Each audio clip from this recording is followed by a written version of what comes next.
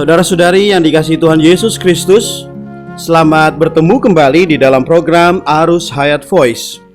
Tema kali ini adalah mengenai tutur kata dan dusta. Pembacaan Alkitab diambil dari kitab Lukas pasal 6 ayat 45 yang bunyinya demikian. Orang yang baik mengeluarkan apa yang baik dari perbendaharaan hatinya yang baik, dan orang yang jahat mengeluarkan apa yang jahat dari perbendaharaannya yang jahat. Karena yang diucapkan mulutnya meluap dari hatinya. Demikian firman Tuhan.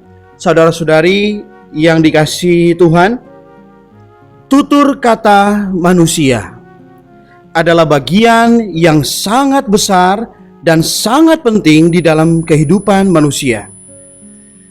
Tuhan Yesus berkata bahwa perkataan yang diucapkan mulut itu meluap dari dalam hatinya. Ini membuktikan bahwa tutur kata seseorang menyatakan bagaimana hatinya, menyatakan apa yang terkandung di dalam hatinya. Tingkah laku seseorang tidak mudah mewakili dirinya, tetapi tutur kata seseorang sangat mudah mewakili bagaimana keadaan orang itu yang sebenarnya. Sebab tutur kata manusia sangat sulit dibatasi, sangat sulit dikendalikan. Ketika seseorang tidak berbicara, kita tidak mengetahui keadaan rohnya. Namun begitu ia berbicara, melalui perkataannya, kita dapat meraba rohnya.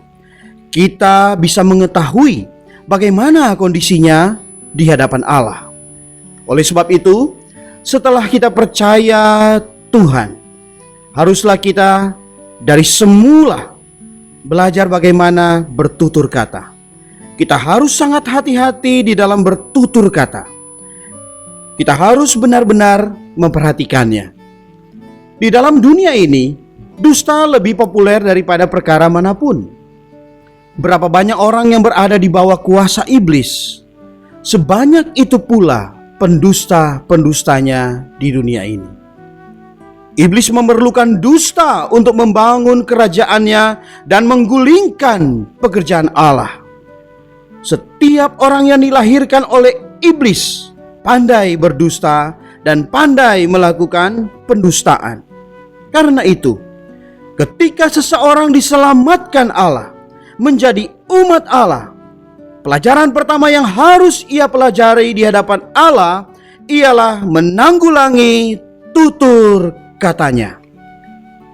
Segala jenis dusta yang disengaja maupun yang tidak disengaja harus dilenyapkan dari antara anak-anak Allah. Jika masih ada dusta, maka iblis masih ada alasan untuk mencengkeram Anda. Perkataan Tuhan cukup berat dan tegas. Setiap orang yang berdusta adalah anak-anak iblis. Iblis adalah bapa segala pendusta.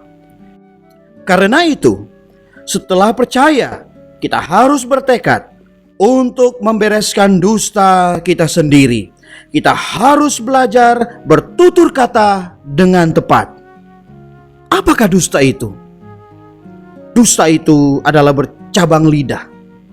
Bercabang lidah itulah berdusta. Jika seseorang sebentar berkata begini, sebentar berkata begitu. Sebentar berkata boleh, sebentar berkata tidak boleh. Sebentar berkata baik, sebentar berkata tidak baik. Sebentar berkata benar, sebentar berkata tidak benar. Itulah pendusta. Ini tidak saja berarti pendiriannya tidak stabil, juga itu berarti ia adalah seorang pendusta. Seringkali orang sengaja mengutarakan sesuatu hanya separuh saja. Sisanya tidak diutarakan karena dianggap akan menguntungkan orang lain, khususnya orang yang tidak disenangi. Bahkan yang diutarakannya tak lain adalah perkataan-perkataan yang dapat merugikan atau mencelakakan orang lain. Itulah dusta. Perkataan yang tidak benar sudah merupakan dosa yang hebat. Lebih-lebih kalau motivasinya tidak benar. pasti akan dihukum oleh Allah. Seharusnya kita berbicara bukan menurut emosi, melainkan menurut kenyataan. Jika tidak, kita lebih baik untuk tidak berbicara. Karenanya, banyak perkataan orang yang tidak mewakili kenyataan, melainkan mewakili pengharapannya sendiri.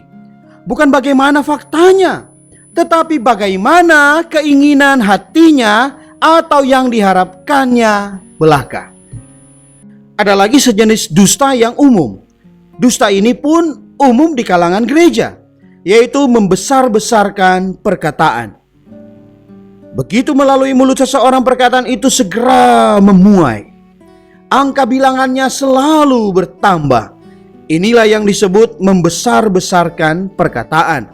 Dan ini adalah dusta, saudara-saudari. Membesar-besarkan kesalahan orang lain, tetapi kesalahan diri sendiri dikurangi sekecil mungkin. Tidak semua anak Allah yang beroleh selamat sudah menjadi orang yang jujur.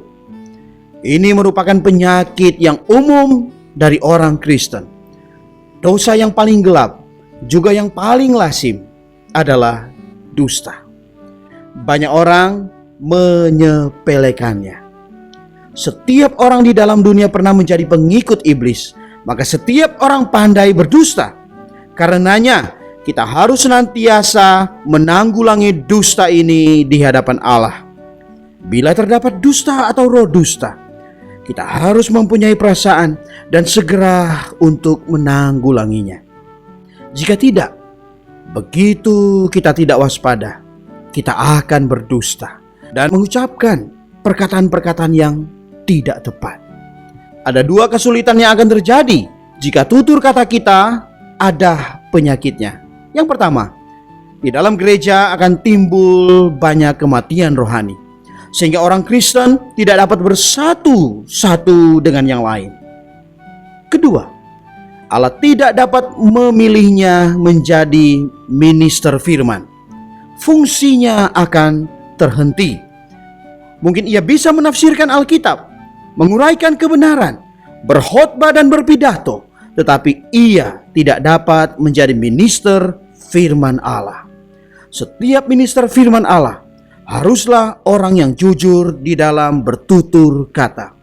Maka dari itu, kita harus belajar untuk tidak berdusta, tidak berbicara menurut keinginan hati sendiri, dan menolak dusta dengan tuntas.